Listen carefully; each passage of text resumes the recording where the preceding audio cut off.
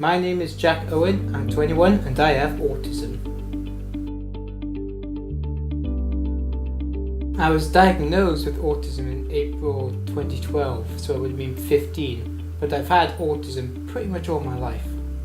I'm in university, I study maths and physics. I am in my second year, nearing the end. I get as much support as I need. I could get more, but I don't need it, or at least I don't feel like I don't need it.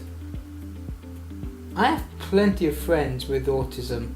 I've always connected well with them, and in particular there's just one place I go to where people with autism can just hang out and make friends, join groups, hang out with other people with autism. It's very helpful in getting friends who I can relate to, not just in terms of autism, but in terms of the activities that we can enjoy together, like Dungeons and Dragons, creative writing, and there's just hanging around with other people as well. In my spare time, I really enjoy listening to music and playing the guitar. I've been playing the guitar it's just gone 2 years now actually. I like playing the guitar because I like listening to music and I want to be able to make that type of music. I want to make music that's interesting, and playing the guitar can be very fun, coming up with interesting stuff.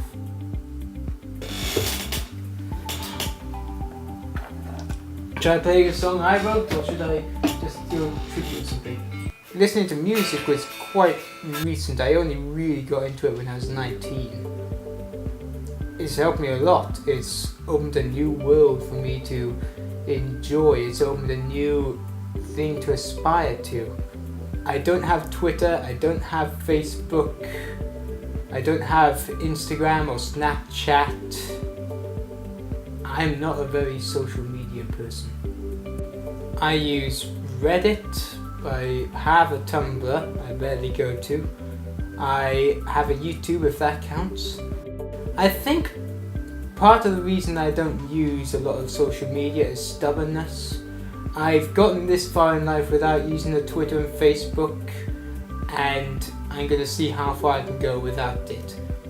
This is my phone. It's a Nokia RM799. It's not an iPhone. This is my iPhone, and I use it as an iPod. I'm old-fashioned like that, kind of. I do not have a job.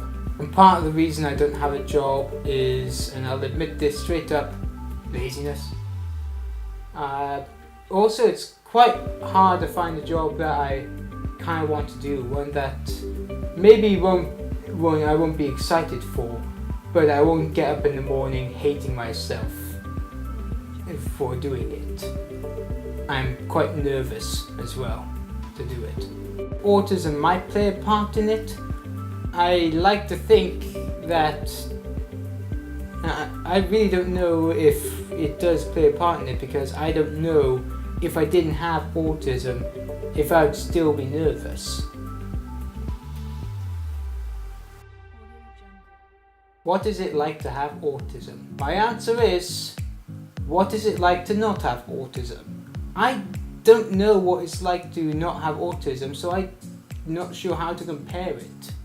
The best I've heard it is I'm going through a stage play and I'm the only one without a script. I think that's somewhat adept to an answer, but I'm not quite sure, because I'm sure there's people who don't have autism who would answer that same answer as well, who would say, oh, I don't have a script either. So it's kind of hard for me to compare the two personally. And that's the frustrating part, not being able to convey what it's like to have autism, because I don't know what it's like to not have autism. Some of my friends who have autism, they are more sensitive to things. So there's some who wear headphones around because they have more sensitive hearing. There's some who wear sunglasses to try to block out the light. There's one friend I know who has a sensitive smell, and smells can annoy him. I don't personally have any of that, but I know it is a symptom of autism. At the start of the year, I moved in to a place on my own. I replaced my stepsister in a student home. So I've been living away from my family, albeit by only 10 miles, but still away. I've been living away from my dad, who I stayed with for like 2.5 years. And I've had to fend for myself. That's been quite the experience.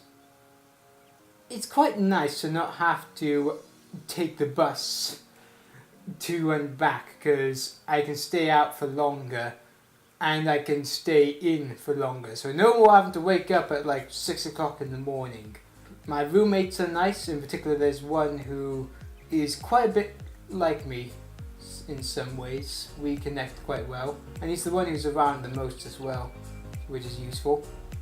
What did I think when I was diagnosed with autism? Well, I had to look it up at some of the symptoms, and things started to make sense.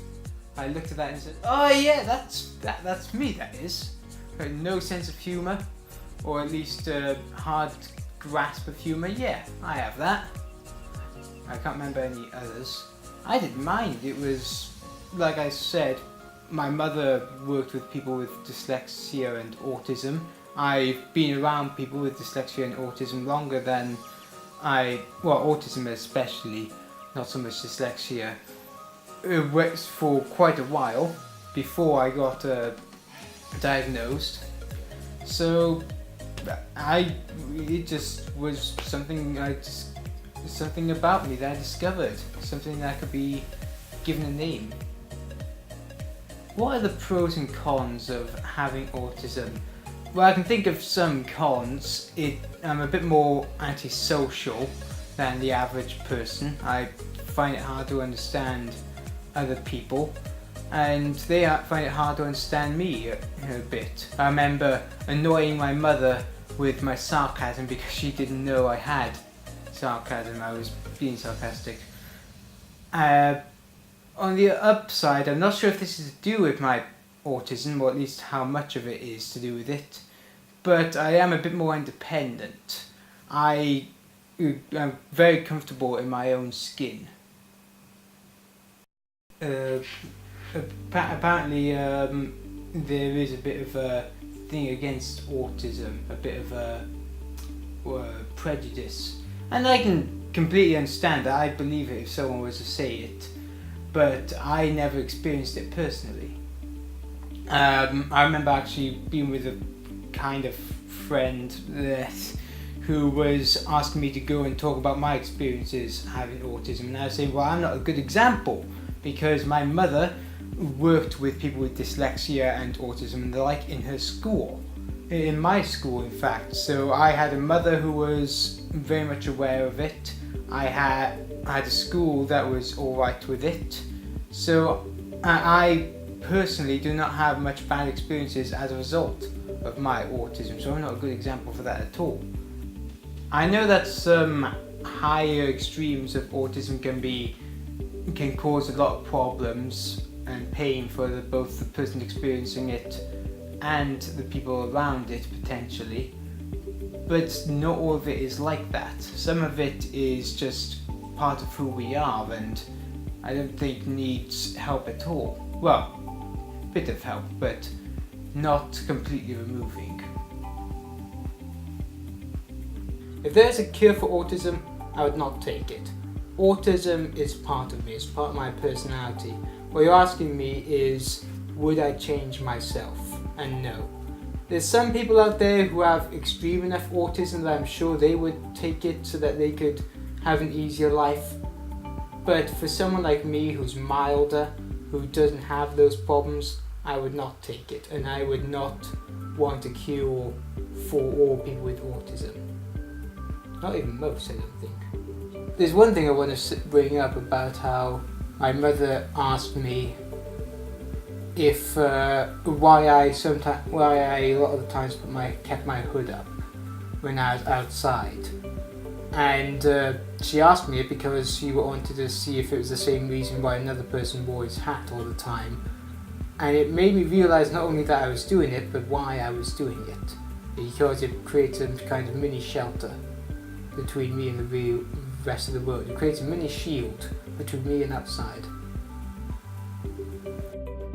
I'm Jack, and I'm living with autism.